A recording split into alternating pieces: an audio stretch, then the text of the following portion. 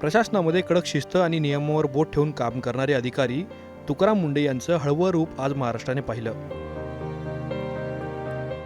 आईच्या पार्थिवासमोर जाताच त्यांचा संयम सुटला आणि डोळ्यांमध्ये अश्रू तरळले. आपल्या भावाच्या गळ्यात पडून तुकाराम मुंढे हे ढसाढसा रडले.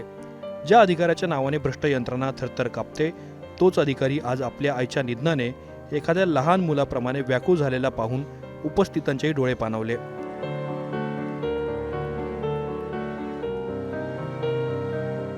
तुकाराम मुंढे यांच्या मातोश्री अश्रुबाई मुंढे यांच्या निधनाचं वृत्त समजतात ताडसोन्ना गावासह संपूर्ण बीड जिल्ह्यामध्ये हळहळ व्यक्त करण्यात येते. अंत्यसंस्काराच्या वेळी मोठ्या संख्येने ग्रामस्थ, नातेवाईक आणि विविध क्षेत्रातील मान्यवर उपस्थित होते. मुंढे यांच्या कुटुंबातील सदस्यांना सांत्वना देताना सर्वांनाच अश्रू अनावर झाले. तुकाराम मुंढे यांचा आपल्या भावाच्या गळ्यात पडून रडतानाचा व्हिडिओ सध्या सोशल मीडियावर प्रचंड व्हायरल होतोय.